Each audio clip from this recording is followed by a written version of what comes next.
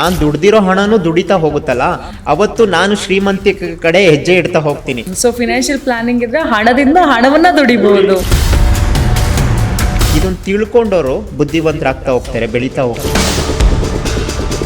Financial planning ಅಂದ್ರೆ ಏನು? ರಾಜರಿಗೆ ದಿವಾನ್ರು ಅಂತ ಇರ್ತಿದ್ರು. ಈ ಸರ್ಕಾರ ನಡೆಸೋದಕ್ಕೆ ಅಥವಾ ಇಡೀ ರಾಜ್ಯ ನಡೆಸೋದಕ್ಕೆ ಇಬ್ರು ಫಿನಾನ್ಷಿಯಲ್ ಎಕ್ಸ್ಪರ್ಟ್ಸ್ ಅಥವಾ ಫಿನಾನ್ಷಿಯಲ್ ಅಡ್ವೈಸರ್ಸ್ ಬೇಕು ಅಂದ್ಮೇಲೆ ಬಜೆಟ್ ಪ್ಲಾನಿಂಗ್ ಮಾಡ್ತಾರೆ. ಆದ್ರೆ ನಮ್ಮ ಮನೆಗಳಿಗೆ ಬಜೆಟ್ ಪ್ಲಾನಿಂಗ್ ಇಲ್ಲ. ಏನು ಅನ್ನೋದು ಕೂಡ ನಮ್ಮ ಜನಗಳಿಗೆ ಗೊತ್ತಿಲ್ಲ. ಇವಾಗಲೇ ಸುಶೀಲ್ ಕುಮಾರ್ ಅಂತ ಕೌನ್ ಬನೇಗ ಕರೋಡ್ಪತಿ ಅಮಿತಾಬ್ ಬಚ್ಚನ್ ಅವ್ರು ನಡೆಸ್ಕೊಡೋದು 5 ಕೋಟಿ ಗೆಲ್ತಾರೆ. ಮಧ್ಯರಾತ್ರಿಲಿ ಐಶ್ವರ್ಯ ಬಂದ್ರೆ ಎದ್ದು ಕೊಡೆ ಇಡಿದ್ರು ಅಂತ ಹೇಳ್ತಾರಲ್ಲ, ಹಾಗೆ ಮುಂದಿನ 5 ವರ್ಷದಲ್ಲಿ ಅವನು ಬ್ಯಾಂಕ್ ಕರೆಕ್ಟ್ ಆಗ್ತಾನೆ. ಸೊ ಈ ಒಂದು ಫಿನಾನ್ಷಿಯಲ್ ಪ್ಲಾನಿಂಗ್ ಅಲ್ಲಿ ಯಾವೆಲ್ಲ ಅಂಶಗಳು ಬರುತ್ತೆ? ನಾನು ದುಡ್ದಿರೋ ಹಣ ನನ್ನನ್ನ ಸಾಕ್ಬೇಕು. 1000ದಿಂದ 1200 ರೂಪಾಯಿ, 1500 ರೂಪಾಯಿ ಪರ್ ಮಂತ್ಗೆ ನಿಮ್ಗೆ 1 CR ವರೆಗೂ ಟರ್ಮ್ ಇನ್ಶೂರೆನ್ಸ್ ಸಿಗುತ್ತೆ. ದುಡ್ದಿದ್ನೆಲ್ಲಾನು ತಗೊಂಡೋಗಿ ಹಾಸ್ಪಿಟ್ಲ್ಗೆ ಕಟ್ಟೋದಾಗುತ್ತೆ. ಎಮರ್ಜೆನ್ಸಿ ಫಂಡ್ ಅನ್ನೋದು ಎಷ್ಟು ಇಂಪಾರ್ಟೆಂಟ್ ಆಗುತ್ತೆ? ಕಷ್ಟ ಕಾಲಕ್ಕೆ ನಾವು ಸರ್ವೈವ್ ಆಗೋದಕ್ಕೆ ಎಮರ್ಜೆನ್ಸಿ ಫಂಡ್ ತುಂಬಾ ಇಂಪಾರ್ಟೆಂಟ್.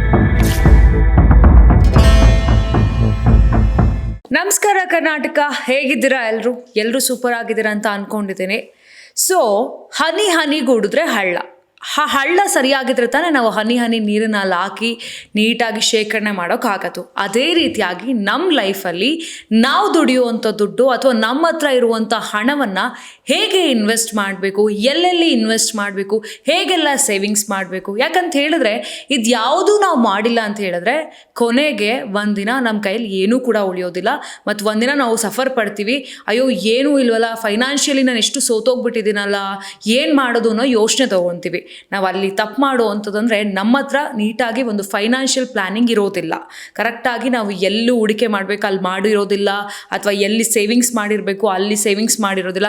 ಈ ರೀತಿಯಾಗೆಲ್ಲ ತೊಂದರೆಗಳು ಆಗ್ತಿರುತ್ತೆ. ಬಟ್ ಆದರೆ ನಮ್ಮ ಹತ್ರ ಇರೋವಂಥ ಹಣವನ್ನು ಹೇಗೆ ಇನ್ವೆಸ್ಟ್ ಮಾಡಬೇಕು, ಎಲ್ಲೆಲ್ಲಿ ಇನ್ವೆಸ್ಟ್ ಮಾಡಿದ್ರೆ ನಿಮಗೆ ಬೆನಿಫಿಟ್ ಇರುತ್ತೆ, ಮತ್ತು ಹೇಗೆ ಸೇವಿಂಗ್ಸ್ ಮಾಡಬೇಕು, ಈ ಬಗ್ಗೆ ಎಲ್ಲ ಇವತ್ತು ಮಾತನಾಡ್ತಾ ಹೋಗೋಣ. ಈ ಬಗ್ಗೆ ಮಾತನಾಡೋದಕ್ಕೆ ನಮ್ಮ ಜೊತೆ ಇವತ್ತು ಒಬ್ಬರು ಸ್ಪೆಷಲ್ ಗೆಸ್ಟ್ ಇದ್ದಾರೆ. Wealth activist, founder and CEO ಆಗಿರೋದು ಮತ್ತು ಫೈನಾನ್ಷಿಯಲ್ ಎಕ್ಸ್ಪರ್ಟ್ ಕೂಡ ಆಗಿದ್ದಾರೆ. ಈಗಾಗಲೇ ಅಂದರೆ 7 ವರ್ಷದಿಂದನೂ ಕೂಡ ಭಾಳಷ್ಟು ಜನ ಇವ್ರ ಹತ್ರ ಫೈನಾನ್ಷಿಯಲ್ ಒಂದು ಸಜೆಷನ್ನ ತೊಗೊಂಡು ಅಥವಾ ಪ್ಲ್ಯಾನಿಂಗನ್ನು ತೊಗೊಂಡು ಎಷ್ಟು ಚೆನ್ನಾಗಿ ಸೇವಿಂಗ್ಸ್ ಮಾಡ್ತಾ ಇದ್ದಾರೆ ಅಂತ ಹೇಳಿದ್ರೆ ಭಾಳಷ್ಟು ಸೇವಿಂಗ್ಸ್ನ ಮಾಡ್ತಾ ಇರುವಂಥದ್ದು. ಸೊ ಅವ್ರು ನಮ್ಮೊಟ್ಟಿಗೆ ಇದ್ದಾರೆ. ಬನ್ನಿ ಅವ್ರ ಜೊತೆ ಮಾತನಾಡ್ತಾ ಹೋಗೋಣ. ಯಾವ ರೀತಿಯಾಗೆಲ್ಲ ಫೈನಾನ್ಷಿಯಲ್ ಅಂದರೆ ಫೈನಾನ್ಷಿಯಲ್ ಯಾಕೆ ಇಂಪಾರ್ಟೆಂಟು, ಹಂಗಂದ್ರೆ ಏನೇನೆಲ್ಲ ಅಂಶಗಳಿದೆ. So there are so many things. ಅದ್ರ ಬಗ್ಗೆ ಎಲ್ಲ ಕೂಡ ತಿಳ್ಕೊಳ್ತಾ ಹೋಗೋಣ. ಸರ್ ನಮಸ್ತೆ. ನಮಸ್ತೆ ma'am, thank you for having me. First introduction ಅಲ್ಲೇ ಹೇಳಿಬಿಟ್ಟಿದ್ದೀನಿ ಇವತ್ತು ಯಾವ ಟಾಪಿಕ್ನ ಮಾತಾಡ್ತಾ ಇದ್ದೀವಿ ಅಂತ. ನಾವು ಒಂದು ತಪ್ಪನ್ನ ಮಾಡ್ತೀವಿ, ಹಣವನ್ನು ದುಡಿತೀವಿ, ಕಷ್ಟಪಡ್ತೀವಿ, ಬೆಳಗ್ಗೆಯಿಂದ ಸಂಜೆವರೆಗೂ ಕೂರ್ತೀವಿ. ಬಟ್ ಆದರೆ ನಾವೇನು ಮಾಡ್ತೀವಿ ಅಂತ ಹೇಳಿದ್ರೆ ನಮಗೆ ಗೊತ್ತಿರಲ್ಲ ಎಲ್ಲಿಗೆ ಹೂಡಿಕೆ ಮಾಡಬೇಕು, ಹೇಗೆ ಸೇವಿಂಗ್ಸ್ ಮಾಡಿರಬೇಕು, ಅಥವಾ ಫೈನಾನ್ಷಿಯಲ್ ಪ್ಲ್ಯಾನಿಂಗ್ನ ಹೇಗೆ ಮಾಡೋದು ಅನ್ನೋ ನಾಲೆಡ್ಜ್ ಇರೋದಿಲ್ಲ. ಸೊ ಬಟ್ ಆದರೆ ಅದಕ್ಕೆ ಹೇಗೆ ಮಾಡ್ಬೇಕು ಸರ್? ನಾವೀಗ ಫೈನಾನ್ಷಿಯಲ್ ಎಲ್ಲಿ ಇನ್ವೆಸ್ಟ್ ಮಾಡಬೇಕು and why financial is important? Yes ma'am, ಇದಕ್ಕೆ ಫಿನಾನ್ಷಿಯಲ್ ಪ್ಲಾನಿಂಗ್ ಅಂತ ಕರಿತೀವಿ, ಹಣಕಾಸು ನಿರ್ವಹಣೆ ಅಂತ ಕರೀತಾರೆ ಕನ್ನಡದಲ್ಲಿ. ಸೊ ಈಗ ಒಂದು ಎಕ್ಸಾಂಪಲ್ ತಗೊಳ್ಳೋದಾದ್ರೆ, ನಾವೆಲ್ಲರೂ ಮನೆ ಕಟ್ಟಬೇಕು ಅನ್ನೋದು ನಮ್ಮೆಲ್ಲರೂ ಆಸೆ ಇರುತ್ತೆ. ಅಥವಾ ತುಂಬಾ ಜನ ಅವರ ಇಡೀ ಜೀವನ ದುಡ್ದಿರೋ ಹಣನ ಒಂದು ಮನೆ ಕಟ್ಟೋದಕ್ಕೋಸ್ಕರ ಮುಡುಪಾಗಿರ್ತಾರೆ. ಹೇಗೆ ನಾವು ಮನೆ ಕಟ್ಟೋಕೆ ಶುರು ಮಾಡ್ತೀವಿ? ಒಂದು ಖಾಲಿ ಜಾಗ ಅಥವಾ ಒಂದು ಸೈಟ್ ತಗೊಂಡ್ಮೇಲೆ ಇನ್ನೂ ಮನೆ ಕೆಲಸ ಶುರು ಮಾಡಿರಲ್ಲ, ಬಟ್ ಆ ಜಾಗಕ್ಕೆ ಒಂದು ಪ್ಲಾನಿಂಗ್ ಮಾಡ್ತೀವಿ. ಒಂದು ಸಿವಿಲ್ ಇಂಜಿನಿಯರ್ ಹತ್ರ ಹೋಗಿ ಒಂದಿಷ್ಟು ಹಣ ಕೊಟ್ಟು ಅವ್ರಿಗೆ ಫೀಸ್ ಕೊಟ್ಟು ನನ್ನ ಮನೆ ಹೀಗೆ ಬರಬೇಕು ಅಥವಾ ವಾಸ್ತು ಪ್ರಕಾರ ಹೀಗಿರ್ಬೇಕು, ಎಷ್ಟು ಅಂತಸ್ತು ಇರ್ಬೇಕು ಅಂತೆಲ್ಲ ಒಂದು ಈಗೆಲ್ಲ 3D ಎಲ್ಲ ಬಂದಿದೆ. ಸೊ ಅಂದ್ರೆ ನಾವು ವಿಜುವಲೈಸೇಷನ್ ಕೂಡ ಮಾಡ್ಕೋಬಹುದು. ಸೊ ಒಂದು ಖಾಲಿ ಜಾಗಕ್ಕೆ ಒಂದು ಮನೆ ಕಟ್ಟೋದಕ್ಕೆ ನಾವು ಪ್ಲಾನ್ ಮಾಡ್ತೀವಿ ಅಂದ್ರೆ ನಮ್ ಇಡೀ ಜೀವನ ನಾವ್ ಎಷ್ಟು ವರ್ಷ ಬದುಕಿರ್ತೀವಲ್ಲ ಅಷ್ಟು ವರ್ಷ ನಾವು ಹಣ ದುಡ್ದಿರೋದಕ್ಕೆ ನಾವು ಪ್ಲಾನಿಂಗ್ ಮಾಡ್ಕೊಳ್ಳೋದು. ಹಣಕಾಸು ನಿರ್ವಹಣೆ ಅಥವಾ ಫಿನಾನ್ಷಿಯಲ್ ಪ್ಲಾನಿಂಗ್ ಎಷ್ಟು ಇಂಪಾರ್ಟೆಂಟ್ ಅನ್ನೋದಕ್ಕೆ ಇದೊಂದು ಎಕ್ಸಾಂಪಲ್. ಸೊ ನಾನು ಇದಕ್ಕೊಂದು ಎಕ್ಸಾಂಪಲ್ ಹೇಳೋದಾದ್ರೆ, ನಮ್ಮ ಇಂಡಿಯಾದಲ್ಲಿ 4 ವರ್ಗದ ಜನಗಳು ಇರ್ತಾರೆ. ಒಂದು ಪೂರ್, ಬಡವರು ಅಂತ ಕರಿಬಹುದು. ಇನ್ನೊಂದು ಮಿಡಲ್ ಕ್ಲಾಸ್ ಅಥವಾ ಅಪ್ಪರ್ ಮಿಡಲ್ ಕ್ಲಾಸ್, ಮಧ್ಯಮ ವರ್ಗ ಅಂತ ಕರಿತೀವಿ. ಇನ್ನೊಂದು ರಿಚ್ ಪೀಪಲ್, ನಮ್ ಸುತ್ತ ಕೆಲವ್ರನ್ನ ನಾವು ನೋಡಿರ್ತೀವಿ. ಇನ್ನೊಂದು ಅಲ್ಟ್ರಾ ರಿಚ್ ಅಥವಾ ಎಲೈಟ್ ಪೀಪಲ್ ಅಂತ ಕರಿತೀವಿ. ಅಂದ್ರೆ ಅವರು ತುಂಬಾ ವೆಲ್ತಿ ಆಗಿರ್ತಾರೆ. ಅಂದ್ರೆ ಅವರ ಸಂಪತ್ತು ಯಾವತ್ತು ಖಾಲಿ ಆಗದೆ ಇರೋಷ್ಟು ಹಣ ಅವ್ರ ಹತ್ರ ಇರುತ್ತೆ. Example Warren Buffett, Ratan Tata, bill Gates, ಈ ತರದವ್ರು. ಸೊ ಈ 4 ವ್ಯತ್ಯಾಸಗಳು ಯಾಕೆ ಬಂತು ಬಡವರಾಕೆ ಆಗಿದ್ದಾರೆ, ಮಧ್ಯಮ ವರ್ಗದವ್ರು ಯಾಕೆ ಕೊನೆವರೆಗೂ ಮಧ್ಯಮ ವರ್ಗದವರಾಗೆ ಇರ್ತಾರೆ, ಅಥವಾ ಶ್ರೀಮಂತರು ಅಥವಾ ಅತಿ ಆಸ್ತಿವಂತರು ಅಥವಾ ಅಲ್ಟ್ರಾ ರಿಚ್ ಅಂತ ಏನ್ ಕರಿತೀವಿ, ಇವ್ರಗಳ ನಡುವೆ ಏನ್ ವ್ಯತ್ಯಾಸ ಇದೆ ಅಂದ್ರೆ ಈ ಫಿನಾನ್ಷಿಯಲ್ ಪ್ಲಾನಿಂಗ್ ಅಥವಾ ಫಿನಾನ್ಷಿಯಲ್ ಲಿಟ್ರಸಿ ಆ ಒಂದು ಗ್ಯಾಪ್ ಇದೆ, ಥಿನ್ ಲೈನ್ ಇದೆ. ಅಂದ್ರೆ ಇದನ್ನ ತಿಳ್ಕೊಂಡವರು ಬುದ್ಧಿವಂತರಾಗ್ತಾ ಹೋಗ್ತಾರೆ, ಬೆಳೀತಾ ಹೋಗ್ತಾರೆ, ಹಣದಿಂದ ದುಡಿಸ್ತಾ ಹೋಗ್ತಾರೆ. ಸೊ ಅದಕ್ಕೆ ಪ್ರತಿಯೊಬ್ಬ ವ್ಯಕ್ತಿಗೂ ಫಿನಾನ್ಷಿಯಲ್ ಪ್ಲಾನಿಂಗ್ ತುಂಬಾ ಇಂಪಾರ್ಟೆಂಟ್. ಸೊ ಫಿನಾನ್ಷಿಯಲ್ ಪ್ಲಾನಿಂಗ್ ಇದ್ರೆ ಹಣದಿಂದ ಹಣವನ್ನ ದುಡಿಸ್ಬೋದು. ಯಾವಾಗ ನಾನ್ ಒಬ್ನೇ ಅಲ್ಲ, ನಾನ್ ದುಡ್ದಿರೋ ಹಣನು ದುಡಿತಾ ಹೋಗುತ್ತಲ್ಲ, ಅವತ್ತು ನಾನು ಶ್ರೀಮಂತಿ ಕಡೆ ಹೆಜ್ಜೆ ಇಡ್ತಾ ಹೋಗ್ತೀನಿ. ಅದರ್ವೈಸ್ ನಾನು ಕೊನೆವರೆಗೂ ದುಡಿತಾನೆ ಇರ್ತೀವಿ. ನೀವು ಕೇಳಿರ್ಬೋದು, ಅಂದ್ರೆ ಜೀವನ ಪೂರ್ತಿ ದುಡಿತಾನೆ ಹೋದ್ರು ಅಥವಾ ಅಷ್ಟೆಲ್ಲಾ ದುಡಿದ್ರು ಬಡವರಾಗಿ ಉಳ್ಕೊಂಡ್ರು, ಅಥವಾ ಒಂದ್ ಮನೆ ಕಟ್ಟಕ್ಕಾಗ್ಲಿಲ್ಲ, ಅಥವಾ ಮದ್ವೆ ಮಾಡಿ ಸಾಲ ಮಾಡಿದ್ರು, ಸಾಲದಲ್ಲೇ ಬದುಕಿದ್ವಿ. ಈ ತರದ್ ಯಾಕೆ ಆಗ್ತಾ ಇದೆ ಅಂದ್ರೆ ಆ ನಿರ್ವಹಣೆ, ಎಲ್ಲದರಲ್ಲೂ ಒಂದು ನಿರ್ವಹಣೆ ಅನ್ನೋದು ಮುಖ್ಯ. ಈಗ ನಾನು ಯಾವಾಗ್ಲೂ ನನ್ನ ಕ್ಲಾಸಸ್ ಆಗ್ಲಿ ಅಥವಾ ನನ್ನ ಕೌನ್ಸಿಲಿಂಗ್ ಅಲ್ಲಾಗ್ಲಿ ಹೇಳ್ತಾ ಇರ್ತೀನಿ, ನಾವು ಎಲ್ಲದಕ್ಕೂ ಇನ್ನೊಬ್ರ ಮೇಲೆ ಡಿಪೆಂಡ್ ಆಗಿರ್ತೀವಿ. ಫಾರ್ ಎಕ್ಸಾಂಪಲ್, ನನ್ಗೆ ಏನಾದ್ರೂ ಹುಷಾರಿಲ್ಲ, ಕಾಯಿಲೆ ಬಂತು ಅಂದ್ರೆ ನಾನೇ ಹೋಗಿ ಮೆಡಿಕಲ್ ಶಾಪ್ ಟ್ಯಾಬ್ಲೆಟ್ ಕೇಳಲ್ಲ. ಫಾರ್ ಎಕ್ಸಾಂಪಲ್, ಸಣ್ಣ ಪುಟ್ಟ ಜ್ವರ ಅಥವಾ ನೋವು ಅಂದ್ರೆ ನಾವು ಒಂದು ಟ್ಯಾಬ್ಲೆಟ್ ತಗೊಳ್ತೀವಿ.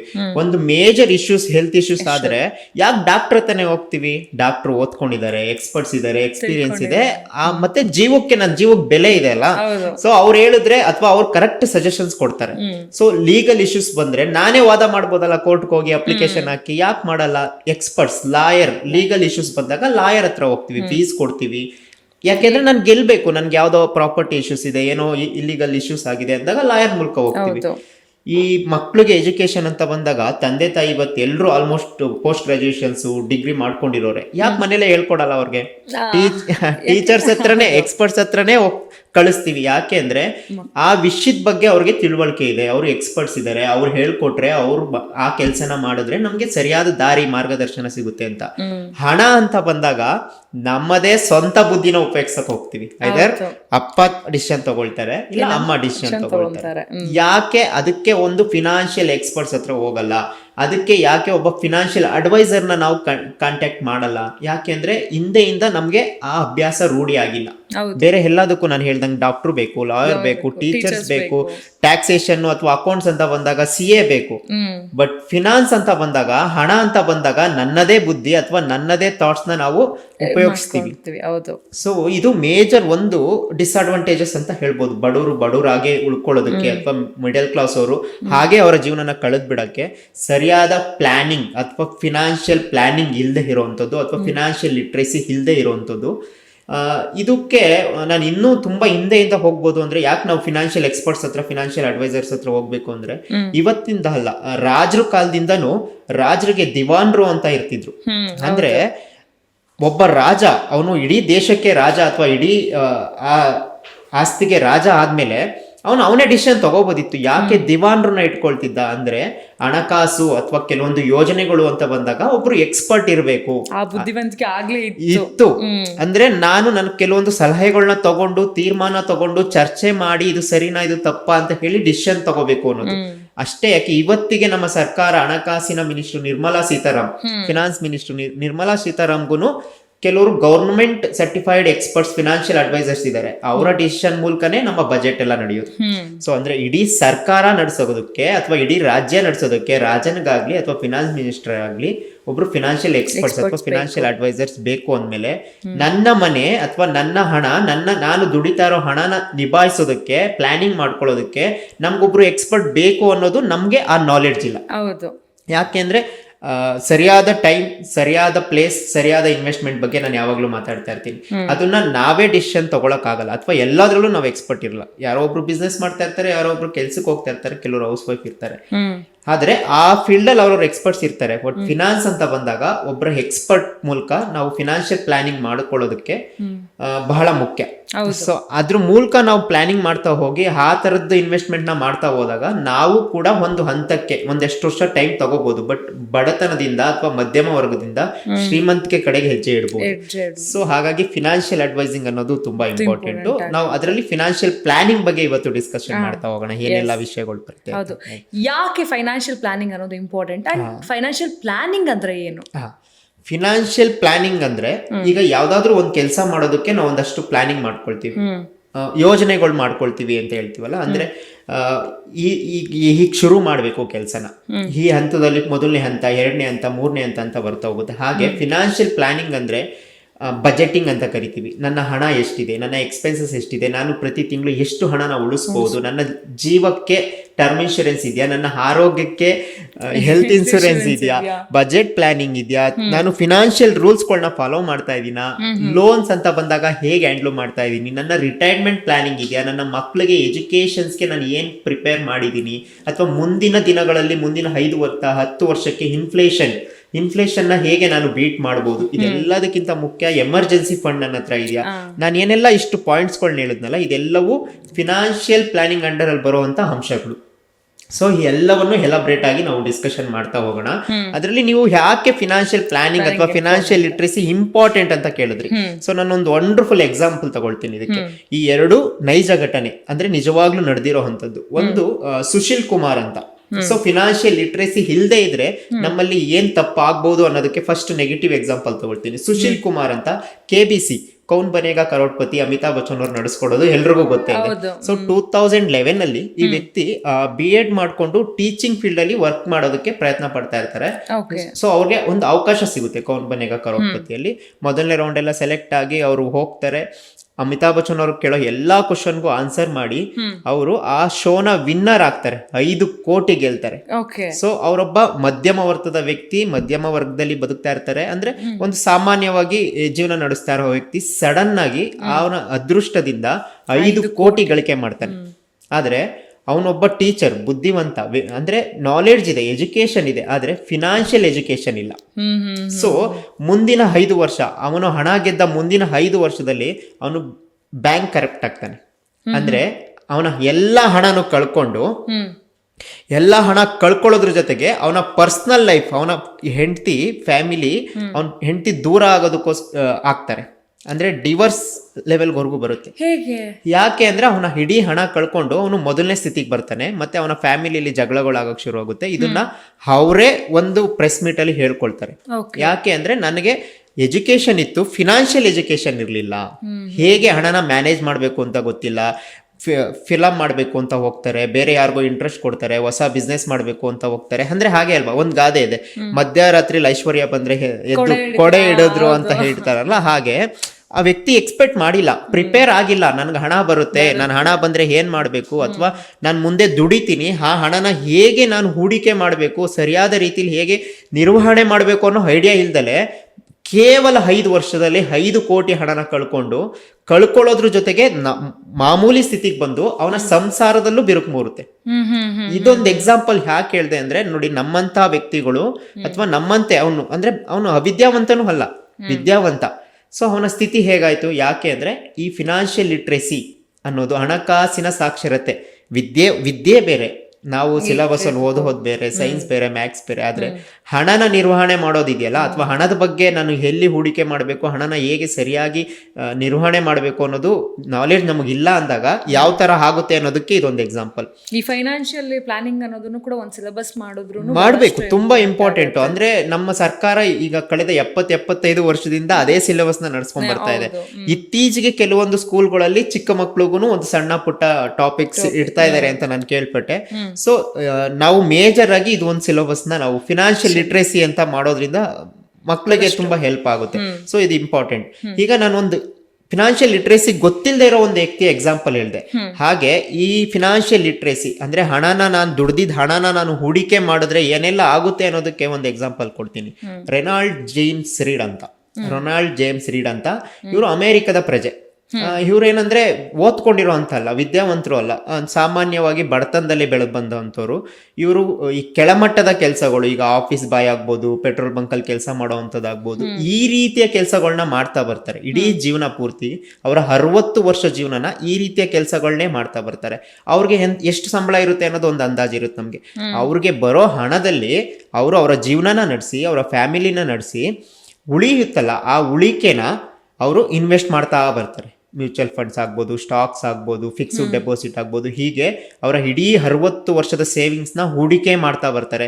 ಕೊನೆಯಲ್ಲಿ ಒಂದಿನ ಅವರ 84ನೇ ವರ್ಷದಲ್ಲಿ ಸಾವನ್ನಪ್ತಾರೆ. ಓಕೆ. ಆಗ ಅವರ ಸತ್ತಿದ್ದ ದಿನ ಇಡೀ ಅಮೆರಿಕಾಗೆ ಅವ್ರ ಬಗ್ಗೆ ಗೊತ್ತಾಗುತ್ತೆ. ಯಾಕೆ ಅಂದ್ರೆ ಅವರು $8 ಮಿಲಿಯನ್ NGOಗೆ ಡೊನೇಟ್ ಮಾಡಿ ಹೋಗಿರ್ತಾರೆ. $8 ಮಿಲಿಯನ್ $8 ಮಿಲಿಯನ್ ಅಂದ್ರೆ ಇವತ್ತಿಗೆ ಇಂಡಿಯನ್ ರುಪೀಸ್ ಅಲ್ಲಿ 67.5 ಕೋಟಿ. ಅಂದ್ರೆ ಅವರೆಲ್ಲ ಸೇವಿಂಗ್ಸ್ ಮಾಡಿ ಸೇವಿಂಗ್ಸ್ ಅನ್ನೋದಕ್ಕಿಂತ ಹೂಡಿಕೆ ಮಾಡಿರ್ತಾರೆ ನೋಡಿ. ಅಂದ್ರೆ ಆ ವ್ಯಕ್ತಿ ಹೂಡಿಕೆ ಮಾಡಿ ದುಡ್ಡನ್ನ ಹೂಡಿಕೆ ಮಾಡ್ತಾ ಹೋಗ್ತಾನೆ. ಅಂದ್ರೆ ಅವ್ರಿಗೊಂದು ನಾಲೆಡ್ಜ್ ಇದೆ. ಸೊ ಇವತ್ತು ನಾನು ದುಡಿಯೋ ದುಡ್ಡನ್ನ ಹೂಡಿಕೆ ಮಾಡ್ತಾ ಹೋದ್ರೆ ಇದು ಒಂದಿನ ದೊಡ್ಡ ಅಮೌಂಟ್ ಆಗುತ್ತೆ ಅಂತ. ಸೊ ನೋಡಿ, ಅವರು ಸೊಸೈಟಿಗೆ ಕೊಟ್ಟು ಹೋದ್ರು. ಅಂತ ವ್ಯಕ್ತಿ ಅಂದ್ರೆ ಏನೂ ತಿಳುವಳಿಕೆ ಇಲ್ಲದೆ ಇರೋವಂಥದ್ದು, ವಿದ್ಯಾವಂತಿಕೆ ಇಲ್ಲ, ಸರ್ಟಿಫಿಕೇಶನ್ಸ್ ಇಲ್ಲ, ಅಂದ್ರೆ ಏನ್ ಕೆಲಸ ಸಿಗುತ್ತೋ ಅದನ್ನೆಲ್ಲ ಮಾಡ್ತಾ ಬರ್ತಾರೆ. ಬಟ್ ಅವ್ರಿಗೆ ನಾಲೆಡ್ಜ್ ಇತ್ತು, ಅಂದ್ರೆ ಒಂದ್ ಸೆನ್ಸ್ ಇತ್ತು ಅವ್ರಿಗೆ. ಓಕೆ, ನಾನು ದುಡಿತಾ ಇದ್ದೀನಿ, ನಾನು ದುಡ್ದಿದ್ದ ಹಣನ ಸೇವ್ ಮಾಡಬೇಕು, ಸೇವ್ ಮಾಡಿದ ಹಣನ ಹೂಡಿಕೆ ಮಾಡಬೇಕು. ಸೊ ಅದನ್ನ ದೇಶಕ್ಕೆ ಅಥವಾ ಯಾವುದೋ ಒಂದು ಸಮಾಜಕ್ಕೆ ಅಥವಾ NGOಗೆ ಡೊನೇಟ್ ಮಾಡೋದು.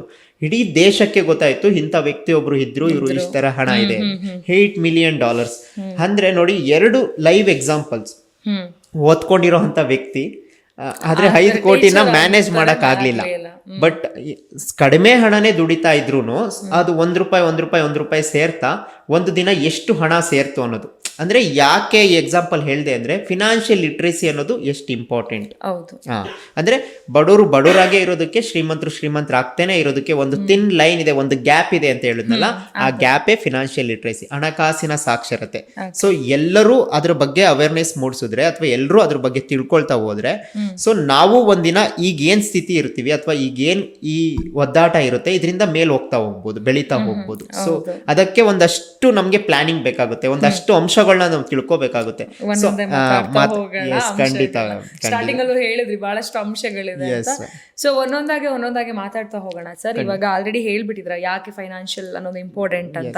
ಸೊ ಈ ಒಂದು ಫಿನಾನ್ಷಿಯಲ್ ಪ್ಲಾನಿಂಗ್ ಅಲ್ಲಿ ಯಾವೆಲ್ಲ ಅಂಶಗಳು ಬರುತ್ತೆ ಹೇಳ್ತಾ ಹೋಗಿ. ನೋಡಿ, ಫಿನಾನ್ಷಿಯಲ್ ಪ್ಲಾನಿಂಗ್ ಅಂದ ತಕ್ಷಣ ನಾನು ಇಂಪಾರ್ಟೆನ್ಸ್ ಹೇಳಿದೆ, ಎಕ್ಸಾಂಪಲ್ಸ್ ಹೇಳಿದೆ, ಯಾಕೆ ಫಿನಾನ್ಷಿಯಲ್ ಎಕ್ಸ್ಪರ್ಟ್ಸ್ ಬೇಕು ಅಂತೆಲ್ಲ ಹೇಳಿದೆ. ಅದರಲ್ಲಿ ನಾವೇ ಒಂದು ಅಷ್ಟು ಅಂಶಗಳನ್ನ ತಿಳ್ಕೊಂಡ್ರೆ ನಾವು ಹೇಗೆ ಮ್ಯಾನೇಜ್ ಮಾಡ್ಬೋದು ಅನ್ನೋದು. ಮೊದಲನೇದು ಒಂದು ಇನ್ಸೂರೆನ್ಸ್ ಅಲ್ಲಿ ಹೆಲ್ತ್ ಮತ್ತೆ ಟರ್ಮ್ ಅಂತ ಬರುತ್ತೆ. ಅದು ಯಾಕೆ ಬರುತ್ತೆ ಅಂತ ನಾನು ಇಂಡಿವಿಜುವಲ್ ಆಗಿ ಎಕ್ಸ್ಪ್ಲೈನ್ ಮಾಡ್ತಾ ಹೋಗ್ತೀನಿ. ಇನ್ಸೂರೆನ್ಸ್ ಆದ್ಮೇಲೆ ಎಮರ್ಜೆನ್ಸಿ ಫಂಡ್ ಅಂತ ಬರುತ್ತೆ. ಎಮರ್ಜೆನ್ಸಿ ಫಂಡ್ ನಮ್ಗೆ ಯಾಕೆ ಮುಖ್ಯ? ಅದಾದ್ಮೇಲೆ ಇನ್ಫ್ಲೇಷನ್ ಅಂತ ಬರುತ್ತೆ.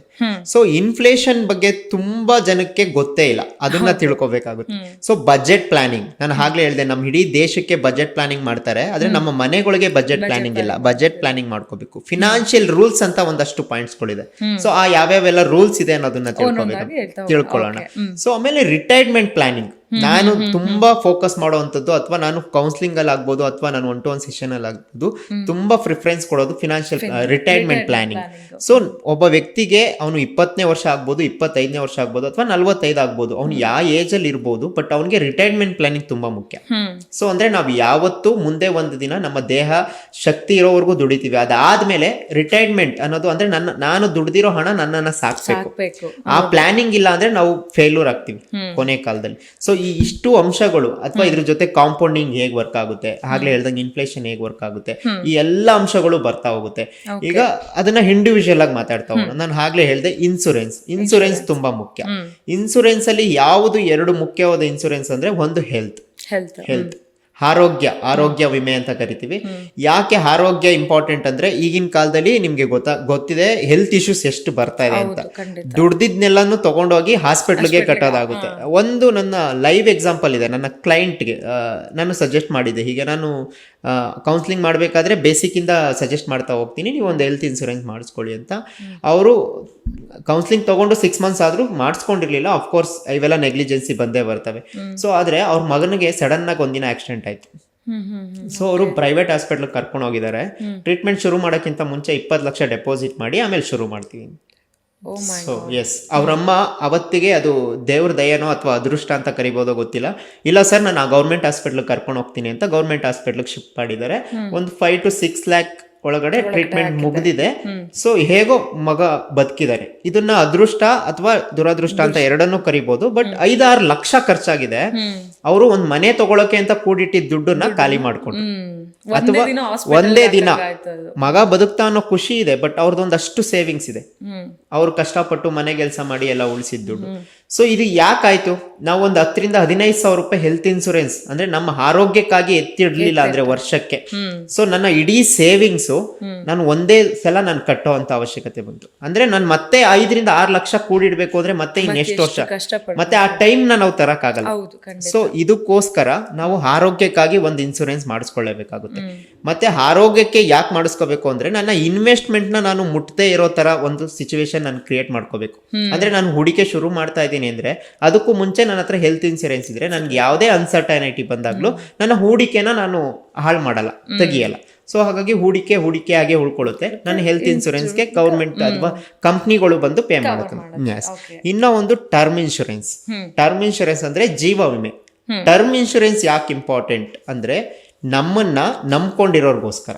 ಸೊ ಟರ್ಮ್ ಅಂದ್ರೆ ನಿಮಗೆ ಗೊತ್ತು, ನಮ್ಗೆ ಏನಾದ್ರೂ ಆದಾಗ ಅಥವಾ ನಾವು ಅನ್ಸರ್ಟೈನ್ ಆಗಿ ಏನಾದ್ರು ಡೆತ್ ಆದಾಗ, ಆಕ್ಸಿಡೆಂಟ್ ಆದಾಗ ನಮ್ಮನ್ನ ಯಾರು ಡಿಪೆಂಡ್ ಆಗಿರ್ತಾರೆ, ಅಥವಾ ಮದುವೆ ಆಗಿಲ್ಲ ಅಂದ್ರೆ ತಂದೆ ತಾಯಿ ಆಗ್ಬೋದು, ಮದುವೆ ಆಗಿದ್ರೆ ಹೆಂಡತಿ ಮಕ್ಕಳು ಆಗ್ಬೋದು, ಅವ್ರಿಗೆ ಒಂದು ಟರ್ಮ್ ಇನ್ಶೂರೆನ್ಸ್ ಜವಾಬ್ದಾರಿ. ನಮ್ಮನ್ನ ನಂಬ್ಕೊಂಡಿರ್ತಾರೆ, ನಂದೊಂದು ಫ್ಯಾಮಿಲಿ ಇದೆ, ನನಗೆ ಗೊತ್ತಿಲ್ಲ ಇವತ್ತಿನ ಕಾಲಮಟ್ಟದಲ್ಲಿ ವೆಹಿಕಲ್ ಆಕ್ಸಿಡೆಂಟ್ ಆಗ್ಬೋದು, ಸಡನ್ ಹಾರ್ಟ್ ಅಟ್ಯಾಕ್ಗಳು ಆಗ್ಬೋದು, ಎಷ್ಟು ಡೆತ್ ಆಗ್ತಾ ಇದೆ, ಅದು ಚಿಕ್ಕ ಏಜ್ ಅಲ್ಲೇ ಆಗ್ತಾ ಇದೆ ಅನ್ನೋದನ್ನ ಕೇಳಿ. ಸೊ ಒಂದು ಟರ್ಮ್ ಇನ್ಶೂರೆನ್ಸ್ ಮಾಡಿಸ್ಕೊಳ್ಳೋದು ಅಂದ್ರೆ ಚಿಕ್ಕ ಏಜ್ ಇದ್ರೆ ನಿಮ್ಗೆ ತುಂಬಾ ಕಮ್ಮಿ, 1,000-1,200 ರೂಪಾಯಿ, 1,500 ರೂಪಾಯಿ ಪರ್ ಮಂತ್ಗೆ ನಿಮ್ಗೆ ಒಂದು CR ವರೆಗೂ ಟರ್ಮ್ ಇನ್ಶೂರೆನ್ಸ್ ಸಿಗುತ್ತೆ. ಸೊ ಅದನ್ನ ಮಾಡಿಸ್ಕೊಂಡಾಗ ನಿಮ್ಮನ್ನ ನಂಬ್ಕೊಂಡಿರೋರಿಗೆ ಒಂದು ಹೆಲ್ಪ್ ಆಗುತ್ತೆ. ಸೊ ಆಗ ಮುಂದಿನ 15-20 ವರ್ಷ ನಿಮ್ಗೆ ಚಿಕ್ಕ ಮಕ್ಳಿದ್ರೆ ಅವರ ಎಜುಕೇಶನ್ಗೆ ಆಗುತ್ತೆ, ಅಥವಾ ನಿಮ್ಮ ವೈಫ್ ತಂದೆ ತಾಯಿ ವಯಸ್ಸಾಗಿರೋರಿದ್ರೆ ಅವರ ಜೀವನಾಂಶ ನಡೀತಾ ಹೋಗುತ್ತೆ. ಸೊ ಹಾಗಾಗಿ ಹೆಲ್ತ್ ಮತ್ತೆ ಟರ್ಮ್ ಇನ್ಶೂರೆನ್ಸ್ ಬಹಳ ಮುಖ್ಯ. ಫಿನಾನ್ಷಿಯಲ್ ಪ್ಲಾನಿಂಗ್ ಅಲ್ಲಿ ಈ ಎರಡನ್ನೂ ಮಾಡ್ಕೊಳ್ಳೋದು ತುಂಬಾ ಮುಖ್ಯ. ಅದರಲ್ಲೂ ಟರ್ಮ್ ಇನ್ಶೂರೆನ್ಸ್ ಏನಾದರೂ ನಿಮಗೆ ಯಾವ ಥರ ಎಷ್ಟು ಬಜೆಟ್ಗೆ ನನಗೆ ಬೇಕು ಅನ್ನೋ ಥರ ಆದ್ರೆ, ನೀವು ವೆಲ್ ಸೆಟಲ್ಡ್ ಅಥವಾ ಒಂದು ಒಳ್ಳೆ ಸಂಪಾದನೆಯಲ್ಲಿ ಇದ್ದೀರಾ ಅಂದ್ರೆ ನಿಮ್ಮ ಮುಂದಿನ 20 ವರ್ಷದ ಸಂಪಾದನೆ ಆಗುವಷ್ಟು ಕ್ಯಾಲ್ಕುಲೇಟ್ ಮಾಡಿ ಇವತ್ತೇ ನೀವು ಟರ್ಮ್ ತಗೊಳ್ಳೋವಂಥದ್ದು ಒಳ್ಳೇದು. ಓಕೆ, ಇನ್ನು ಇಂಪ್ಲಿಮೆಂಟೇಷನ್ ಅಂದ್ರೆ ಏನು ಅನ್ನೋದು ಕೂಡ ನಮ್ಮ ಜನಗಳಿಗೆ ಗೊತ್ತಿಲ್ಲ. ಕರೆಕ್ಟ್. ಇನ್ಫ್ಲೇಷನ್ ಅಂತ ಕರಿತೀವಿ, ಹಣದುಬ್ಬರ. ಈಗ ಕನ್ನಡದಲ್ಲಿ ಹೇಳಿದ್ರೆ ಕೆಲವರಿಗೆ ಗೊತ್ತಾಗ್ಬೋದು, ಹಣದ ಮೌಲ್ಯ ಜಾಸ್ತಿ ಆಗ್ತಾ ಹೋಗೋದು ಇನ್ಫ್ಲೇಷನ್ ಅಂತ ಕರಿತೀವಿ. ಈಗ ಈ ಸೈಂಟಿಫಿಕ್ ವರ್ಡ್ ಅಲ್ಲಿ ಹೇಳ್ಬೇಕು ಅಂದ್ರೆ ನಮ್ಮ services and product price every year ಜಾಸ್ತಿ ಆಗ್ತಾ ಹೋಗುತ್ತೆ. ಗೂಡ್ಸ್ ಅಂಡ್ ಸರ್ವಿಸ್ ಟ್ಯಾಕ್ಸ್ ಅಥವಾ GST ಅದೆಲ್ಲ ಕೇಳಿದೀವಲ್ವಾ. ಸೊ ನಾವು ಪ್ರಾಡಕ್ಟ್ಗಳನ್ನ ಇಂಪೋರ್ಟ್ ಮಾಡ್ಕೊಳ್ಳೋದಾಗ್ಲಿ, ಎಕ್ಸ್ಪೋರ್ಟ್ ಮಾಡೋದಾಗ್ಲಿ, ಅಥವಾ ನಮ್ಮ ಸುತ್ತಮುತ್ತ ಸಿಂಪಲ್ ಆಗಿ ಹೇಳ್ಬೋದು ಅಂದ್ರೆ ದಿನಸಿ ಅಂಗಡಿಗಳು ಅಥವಾ ನಮ್ಮ ಜೀವನಕ್ಕೆ ನಡೆಸುವಂತ ವ್ಯಾವಹಾರಿಕವಾಗಿ ಪ್ರಾಡಕ್ಟ್ಗಳು, ಅದರ ವ್ಯಾಲ್ಯೂ ವರ್ಷದಿಂದ ವರ್ಷಕ್ಕೆ ಜಾಸ್ತಿ ಆಗ್ತಾ ಹೋಗುತ್ತೆ. ಹಾಗೆ ನಮ್ಮ ದುಡಿಮೆನೂ ಜಾಸ್ತಿ ಆಗ್ಬೇಕು, ಆಗ್ಲೇ ನಾವು ಈ ಬಡತನ ಅಥವಾ ಈ ಮಧ್ಯಮ ವರ್ಗದಿಂದ ಮೇಲ್ ಬರೋಕ್ ಸಾಧ್ಯ. ಸೊ ಯಾರು ದುಡಿಯೋದು ಅಷ್ಟೇ ಇರುತ್ತೆ, ಆದ್ರೆ ನಮ್ಮ ಸುತ್ತ ನಮ್ಮ ಪ್ರಾಡಕ್ಟ್ ಅಥವಾ ಸರ್ವಿಸ್ ಪ್ರೈಸ್ ಜಾಸ್ತಿ ಆಗ್ತಾನೆ ಹೋಗುತ್ತೆ. ಸೊ ಇದನ್ನ ಹಣದುಬ್ಬರ ಅಂತ ಕರಿತೀವಿ. ಎಕ್ಸಾಂಪಲ್ ತಗೋಬಹುದು ನಾವು. ಹಿಂದೆ ಈಗ ಒಂದು 25-30 ವರ್ಷದಿಂದ ನಮ್ಮ ತಂದೆ ತಾಯಿ ಮಾತಾಡ್ತಾ ಇರ್ತಾರೆ, ನಾನ್ ಮದ್ವೆ ಆಗೋ ಏಜ್ ಅಲ್ಲಿ ಒಡವೆ 1 ಗ್ರಾಮ್ ಚಿನ್ನ 800 ರೂಪಾಯಿ ಇತ್ತು, 1000 ರೂಪಾಯಿ ಇತ್ತು, 600 ರೂಪಾಯಿ ಇತ್ತು ಅಂತೆಲ್ಲ ಮಾತಾಡ್ತಿರ್ತಾರೆ. ಆದ್ರೆ ಇವತ್ತು ಎಷ್ಟಿದೆ? 1 ಗ್ರಾಮ್ 10,000 ರೂಪಾಯಿ ಕೊಡ್ಬೇಕು ನಾವು. ಹೌದು ಅಲ್ವಾ? ಸೊ ಹಾಗೆ ಊಟ ಅಂತ ತಗೊಂಡಾಗ ನಾನು ಹೋಟ್ಲಿಗೆ ಹೋಗ್ಬೇಕು, ಹಿಂದೆ ಹೋದಾಗ ನಾವು 1 ರೂಪಾಯಿ 2 ರೂಪಾಯಿಗೆಲ್ಲ ಊಟ ಮಾಡ್ತಿದ್ವಿ, ಅಥವಾ 1 ರೂಪಾಯಿ 2 ರೂಪಾಯಿಗೆ ಮನೆಗಾಗೋಷ್ಟು ಸಾಮಾನ್ ತರ್ತಿದ್ವಿ. ಇವತ್ತಾಗುತ್ತಾ? ಹಣ ಜಾಸ್ತಿ ಬೇಕು, ಕಡಿಮೆ ಪ್ರಾಡಕ್ಟ್ ತರ್ತೀವಿ. ಅಥವಾ ಹೋಟ್ಲಿಗೆ ಹೋದ್ರೆ ಇವತ್ತು ಒಂದು ಮೀಲ್ಸ್ ಎಷ್ಟಿದೆ ಅಂತ ನಮ್ಗೆ ಗೊತ್ತು, 250-300 ರೂಪಾಯಿ. ಸೊ ಈ ಪ್ರೈಸ್ ಏರಿಕೆ ಆಗ್ತಾ ಹೋಗಿದೆಯಲ್ಲ, ಹಣದ ಮೌಲ್ಯ ಜಾಸ್ತಿ ಆಗ್ತಾ ಹೋಗಿದೆಯಲ್ಲ, ಅಥವಾ ಪ್ರತಿ ವರ್ಷ ಜಾಸ್ತಿ ಆಗ್ತಾ ಹೋಗುತ್ತಲ್ಲ, ಅದನ್ನ ಇನ್ಫ್ಲೇಷನ್ ಅಂತ ಕರಿತೀವಿ. ಸೊ ಈ ಇನ್ಫ್ಲೇಷನ್ ಅವಾಯ್ಡ್ ಮಾಡೋದಕ್ಕೆ ನಾವು ಅತಿ ಹೆಚ್ಚು ರಿಟರ್ನ್ಸ್ ಕೊಡೋ ಅಂತ ಅಥವಾ ಅದಕ್ಕಿಂತ ಜಾಸ್ತಿ ರಿಟರ್ನ್ ಕೊಡೋ ಅಂತ ಸೆಗ್ಮೆಂಟ್ಗಳಲ್ಲಿ ಹೂಡಿಕೆ ಮಾಡಬೇಕು, ಅಥವಾ ನಮ್ಮ ಹಣ ಅದಕ್ಕಿಂತ ಜಾಸ್ತಿ ಬೆಳಿಬೇಕು, ಏರಿಕೆ ಆಗ್ಬೇಕು. ಹಾಗ ತಾನೇ ನಾವು ಇನ್ಫ್ಲೇಷನ್ ಬೀಟ್ ಮಾಡಿ ಸರ್ವೈವ್ ಆಗೋಕ್ಕಾಗುತ್ತೆ. ಸೊ ಇದನ್ನ ಮಾಡ್ತೀವಿ. ಸರ್, ಇನ್ನು ಎಮರ್ಜೆನ್ಸಿ ಫಂಡ್ ಅನ್ನೋದು ಎಷ್ಟು ಇಂಪಾರ್ಟೆಂಟ್ ಆಗುತ್ತೆ ಮತ್ತು ಎಷ್ಟು ಎಮರ್ಜೆನ್ಸಿ ಫಂಡ್ ಇದ್ರೆ ನಮಗೆ ಯೂಸ್ ಆಗುತ್ತೆ? ಎಮರ್ಜೆನ್ಸಿ ಫಂಡ್ ತುರ್ತು ನಿಧಿ ಅಂತ ಕರಿತೀವಿ ಕನ್ನಡದಲ್ಲಿ. ಅದ್ರಲ್ಲೇ ಇದಾಗೆ ಎಮರ್ಜೆನ್ಸಿ, ನಾವು ಎಷ್ಟೋ ಕಡೆ ಈ ಎಮರ್ಜೆನ್ಸಿ ಎಕ್ಸಿಟ್ ನ ನೋಡಿರ್ತೀವಿ ಅಥವಾ ಗೇಟ್ ನ ನೋಡಿರ್ತೀವಿ, ಎಲ್ಲಾ ಕಡೆ ನೋಡಿರ್ತೀವಿ. ಯಾಕೆ ಹಾಕಿರ್ತಾರೆ ಅಂದ್ರೆ ಏನಾದ್ರೂ ಸಮಸ್ಯೆ ಬಂದ್ರೆ, ಏನಾದ್ರೂ ಅನ್ಸರ್ಟೈನಿಟಿ ಬಂದ್ರೆ ಅಲ್ಲಿಂದ ಆಚೆ ಬರ್ಲಿ, ನಾವು ಬಚಾವ್ ಆಗೋಣ ಅನ್ನೋದಕ್ಕೋಸ್ಕರ. ಹಾಗೆ ಫಿನಾನ್ಸ್ ಅಂತ ಬಂದಾಗ್ಲೂ ಅದೇ ರೂಲ್ಸ್ ಫಾಲೋ ಆಗುತ್ತೆ. ನಾವು ಎಮರ್ಜೆನ್ಸಿ ಫಂಡ್ ಅನ್ನೋದನ್ನ ಒಂದ್ ಕಡೆ ಶೇಖರಣೆ ಮಾಡ್ತಾ ಬಂದ್ರೆ, ಈಗ ನಾನು ತಿರ್ಗಾ ಮತ್ತೆ ನನ್ನ ತಾಯಿ ಅಥವಾ ನಮ್ಮ ಅಮ್ಮಂದಿರ ಎಕ್ಸಾಂಪಲ್ ತಗೊಂಡ್ರೆ ಅವರು ಈ ಬುಟ್ಟಿ ಒಳಗಡೆ ಅಥವಾ ಇದ್ರೊಳಗಡೆ ಡಬ್ಬಿ ಒಳಗಡೆ ಬಾಕ್ಸ್ ಒಳಗಡೆ ಎಲ್ಲ ಹಾಕಿ ಇಡ್ತಿದ್ರು. ಸೊ ಇವತ್ತೆಲ್ಲ ಡಿಜಿಟಲೈಸೇಷನ್ ಆಗಿದೆ. ಫಿಕ್ಸ್ಡ್ ಡೆಪಾಸಿಟ್ ಮಾಡ್ಬೋದು, ಬ್ಯಾಂಕಲ್ಲಿ ಇಡ್ಬೋದು, ಸೇವಿಂಗ್ ಬ್ಯಾಂಕಲ್ಲಿ ಇಡ್ಬೋದು. ಯಾಕೆ ಎಮರ್ಜೆನ್ಸಿ ಫಂಡ್ ಇಟ್ಕೋಬೇಕು ಅಂದ್ರೆ ನಮ್ಗೆಲ್ರಿಗೂ ಪಾಠ ಕಲ್ಸಿ ಹೋಗಿರುವಂತ ಕೊರೋನಾನ ಎಕ್ಸಾಂಪಲ್ ಆಗಿ ತಗೋಬಹುದು ನಾವು. ಸೊ ಕೊರೋನಾದಲ್ಲಿ ನೋಡಿ ಎಷ್ಟೋ ಜನ ಕೆಲಸ ಕಳ್ಕೊಂಡ್ರು, ಎಷ್ಟೋ ಜನ ಬೆಂಗಳೂರು ಬಿಟ್ಟು ಊರಿಗೆ ಹೋದ್ರು, ಎಷ್ಟೋ ಜನ ಮನೆ ಬಾಡಿಗೆ ಕಟ್ಟಕ್ಕಾಗ್ಲಿಲ್ಲ. ಯಾಕೆ ಆ ಕಷ್ಟ ಎಲ್ರಿಗೂ ಬಂತು ಅಂದ್ರೆ ಅವ್ರು ಯಾರು ಪ್ಲಾನಿಂಗ್ ಮಾಡ್ಕೊಂಡಿಲ್ಲ.